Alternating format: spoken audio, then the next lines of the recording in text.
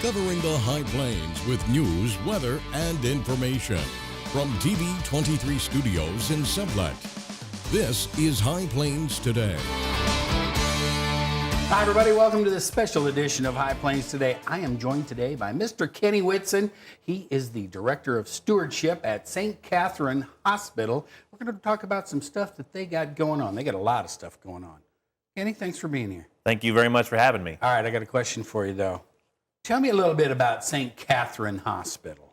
St. Catherine Hospital is an organization that's been around serving Southwest Kansas and the communities there for 85 years. This is our 85th year.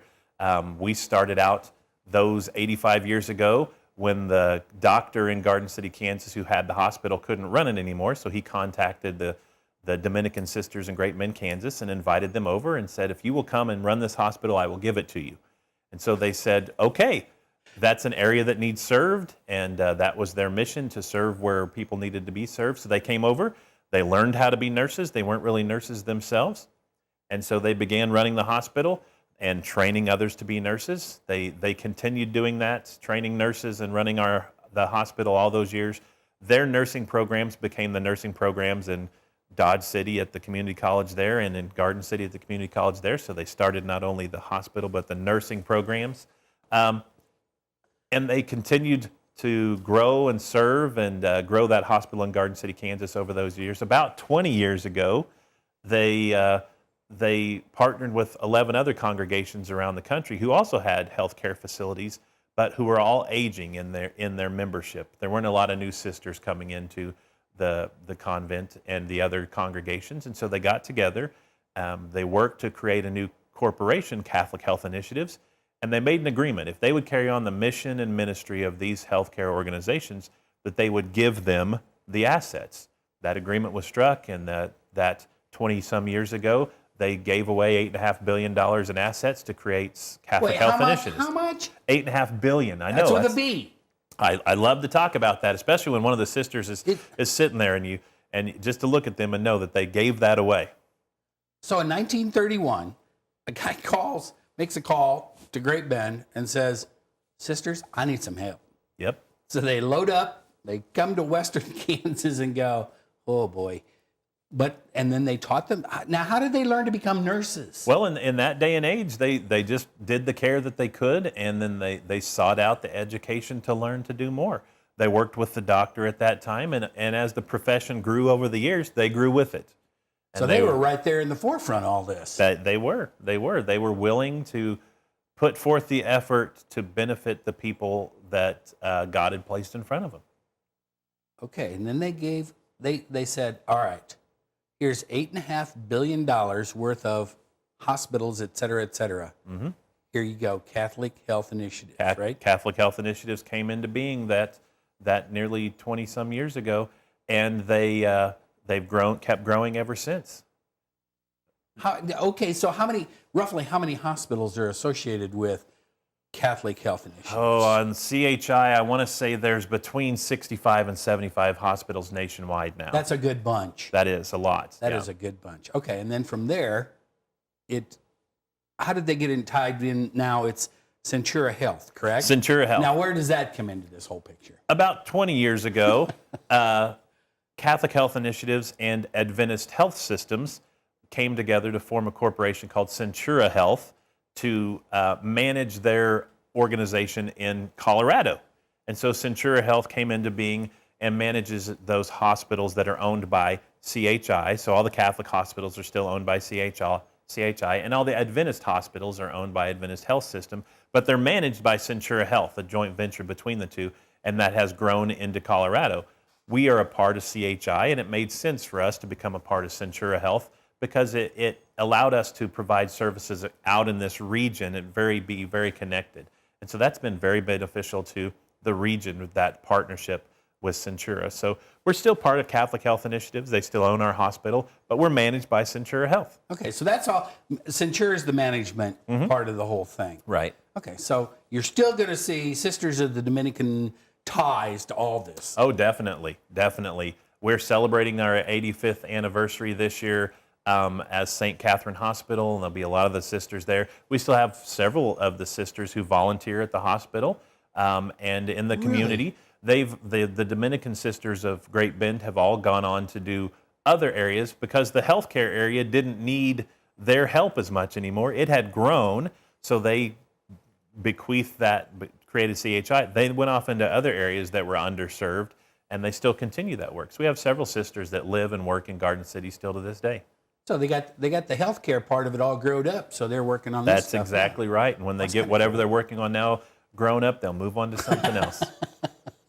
Now that's really interesting because I had no idea that the Dominican sisters were all involved in this, and where the St. Catherine name came from, and then it was CHI, and then it's to Centura, but it's still part of the Catholic Health Initiatives, right? Right. So that all really ties together nicely. That history and heritage is very important to us.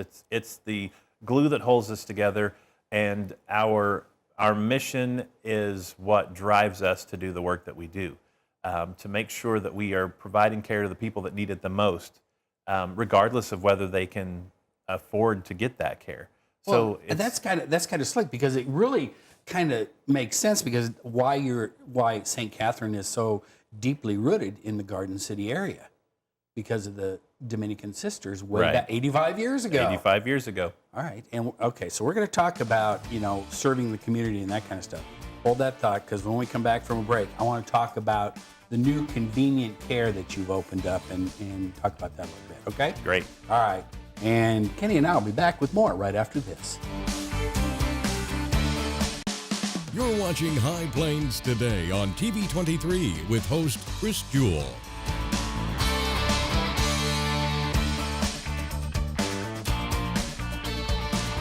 TV 23's internet service and 4G live streaming provided by United Wireless. Coverage you deserve. Service you expect. United Wireless.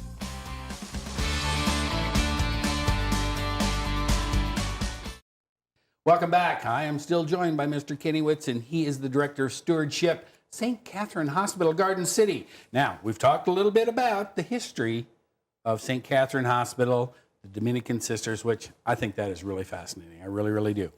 But one of the new things that St. Catherine has done is you have opened a convenient care, I don't know, do we call it a clinic? Yeah, convenient care clinic. Okay, all right. I didn't know what we wanted to call it or what you want. I don't know what I wanted to call it, but what you want to call it. But okay, so, and this is something that seems to be kind of new in this part of the world. I mean, it's slowly making its way to southwestern Kansas. Right, and a lot of people, when they've traveled, maybe they've experienced convenient care, urgent care elsewhere when they were on vacation, something like this. This was a need that we recognized in the community as we continue to try to find ways to serve the needs of the community. They asked for convenient access. They asked for affordable care. If you have something happen on a weekend or in the evening, or you can't get in to see your doctor, prior to this, the only place to go was the emergency room. And sometimes that meant a long wait and a good-sized emergency room bill. This gives them a point of access that they can come in, get out very quickly. We have extended hours, so it's convenient, and it's affordable. It's going to cost less than that visit to the emergency room. We don't want to replace anyone's primary care. This is not a primary care clinic. And this doesn't replace the emergency room. I mean, it doesn't that either.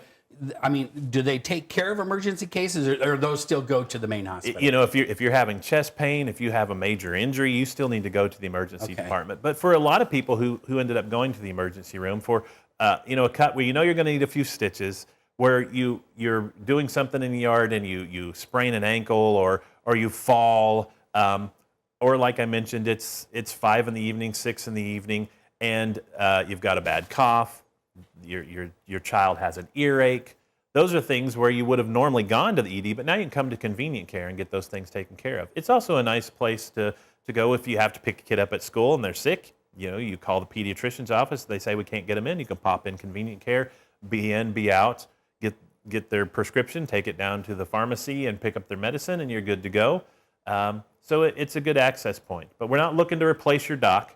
We want you to still go to your regular doctor and get your checkups, get that done.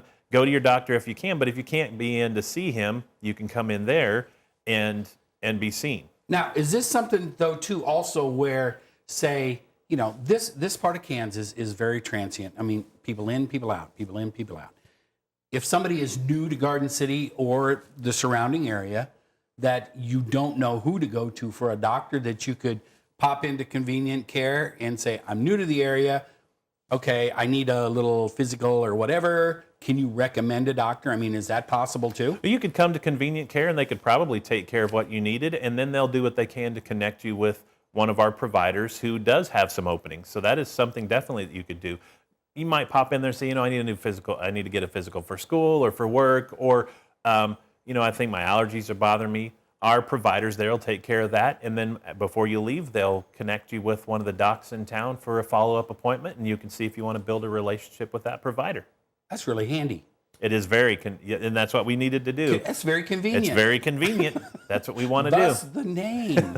Now, as far as staffing, now how does St. Catherine staff the Convenient Care Clinic? The providers are mid-level, so they're going to be APRNs or physician's assistants. There you go, APRNs okay. are physician's assistants, and they'll be taking care of that. Then there are nurses there, X-ray techs that help. We do some lab testing on site, but it's minor lab testing, and then there's registration staff. So generally, there's 4 or 5 staff members out there any given time to take care of the patients. Okay, so but a big fear is now people are thinking, oh, I'm going to go to this place. I'm going to see one of 15 people, and if I have to come back, I'm going to see somebody different after that. Is that the case? Or are you going to mainly the same staff all the time? Well, the providers will be the same providers, but they rotate between Convenient Care and the Fast Track at our ED. So it might be a different provider. And because it's not designed for you to make follow-up visits, that's really not the intent. We want you to come in there for those things. You might come in there because you couldn't get in to see your doc now, and in 3 months you might come back because maybe you couldn't see your doc then. And it's possible you might see the same provider, but possibly not. But we do have full-time provider staff. It's just they cover 2 areas for the hospital. And these are not going to be people that, oh, this is like the second or third team. No. I mean, I want people to understand, if you go to the Convenient Care, you're still going to see medical professionals. These are excellent professionals. 'cause I don't Our want- nursing staff are outstanding.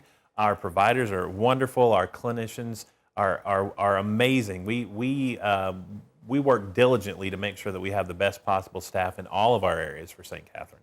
So, okay. So, yeah, because I want people to understand that this isn't just we'll just send you over there to this place. Oh, no. This is where you can, this is the first place you can go if you need to. I myself had an injury not too long ago, and it happened to be on a holiday, and I thought, I'm going to need stitches. We hadn't opened the clinic yet. It was a week away, and as we were driving into town, I told my wife, man, I wish the Convenient Care was open, and I ended up going to the emergency department. They got me in the Fast Track, and I got my stitches, and I was in and out fairly quickly. Thankfully, there weren't other emergencies in the emergency room that would prevent me from getting a quick visit. But at the Convenient Care, I knew I could have pulled in, walked in, got my stitches, and been out the door. But And out you go. Yep. Well, and this is going to help free up the emergency department too, right? For when you go there for those emergent needs, yes, that there will be less load on the emergency department. That's a slick deal. Well, we really wanted to give very the slick. community what they needed. Yeah. And they needed a new access point. And where's it located? It in is Garden on City? Mary Street at the corner of Marion Campus, just next to the new You Pump It that was there. The address is, I don't want to say the address because I don't know I'll transpose a number, so I'm not going Mary, to say but if that. you're driving down there, you're going to go, oh, yeah, I know where that is. It's right. It's right next to the new high school out there. Okay, that's an easy deal. It's right next to the new high school, people. We don't know the exact address, but it's by the new high school. So I if want to you're say going it's out there- 2051 East Mary Street. Okay, that's close enough. So- all right, stick around. When we come back, we're going to talk about some other stuff that you got going on at St. Catherine. Kenny and I will be back again right after this. And we're back. That right there, that is Kenny Whitson. He is the Director of Stewardship, St. Catherine Hospital. We've been talking about a lot of stuff. Now, one thing I wanted to talk about, now we've talked about the history of St. Catherine. We've talked about the new Convenient Care Clinic, which is a neat thing. But you guys also had another big deal happen that you guys are now a training site for, Clinical pastoral education. all right, explain that to me. So that is the professional education that is required when someone wants to work and serve as a chaplain in a hospital setting. So they go through what you would normally expect for pastoral training, whether they go to seminary or they go to college or they whatever their degrees, and then they have an advanced level of study in CPE, clinical pastoral education, and now we provide that at St. Catherine Hospital. All right. Now, this isn't something that just every hospital has, though. No, it's not. We are one of very few in the state of Kansas that offer it, and there's not a lot really that are offered even throughout the entire country.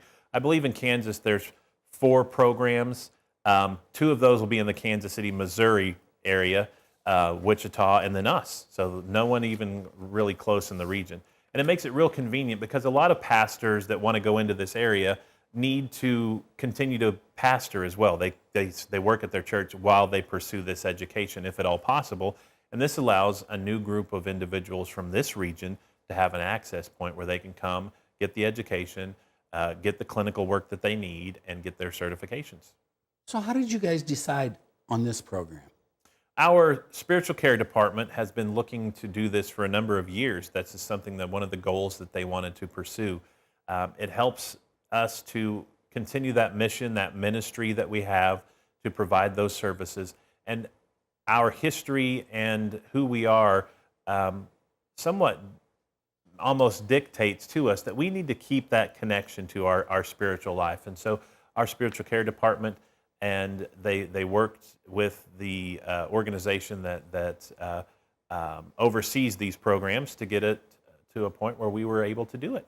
Now, and in order to be a chaplain, or you want to get involved in this program, it's not simply just a Catholic program, though, right? It is not. It is not just Okay. a Catholic program. CPE is for of any faith background, and it is the clinical training that you need as a chaplain, regardless of what your religious affiliation might be.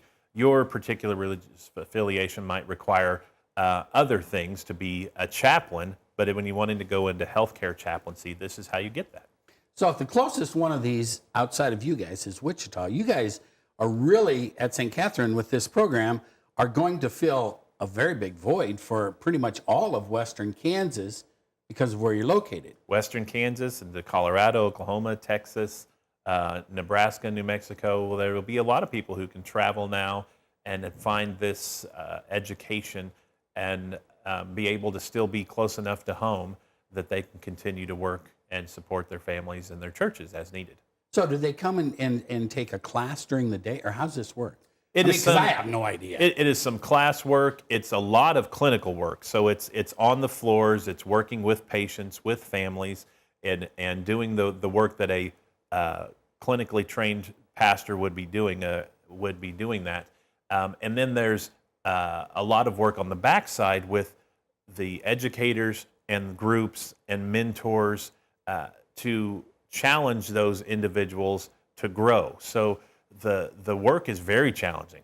The individuals that go through these programs are really challenged a lot in their spirituality and in their growth and in their clinical experience as well, so that they are prepared to handle those difficult situations that a pastor would need, a clinical chaplain would need to be able to walk into. A lot of hands-on.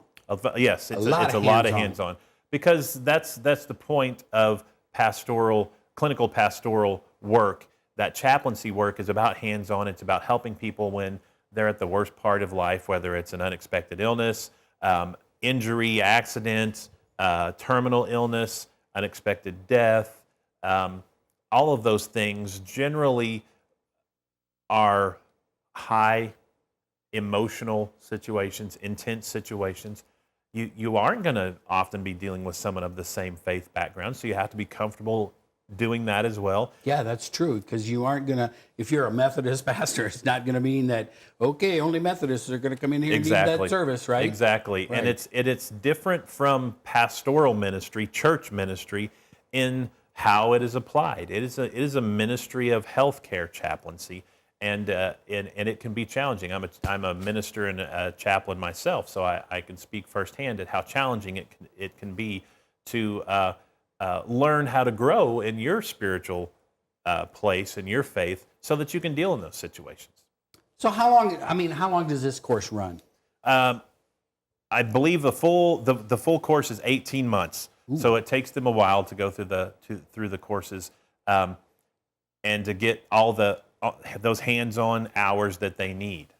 You're not just going to come in and take a weekend course on this baby, are you? That's why we needed a program out here, because those people who wanted to pursue that education, it was very difficult for them to uproot them or their families or their churches for a year and a half, 2 years while they pursued it. So if they did, then it stretched that out even longer, because they could go only for a certain amount of time. Kenny, man, you guys got a lot of things going on at St. Catherine. We do, and we'll have more to come. You know, I want to have you back, because I'm sure there's a ton of stuff that we haven't talked. I wanted to talk about the helicopter, but we're out of time, because they got a bunch of cool stuff. I drove by there the other day. They got a helicopter sitting there. You guys got all the cool stuff. Beautiful helicopter. It is. All right. Kenny, thanks for coming by today. Thank you for having me. And thank you for tuning in to this special edition of High Plains Today. We'll see you next time.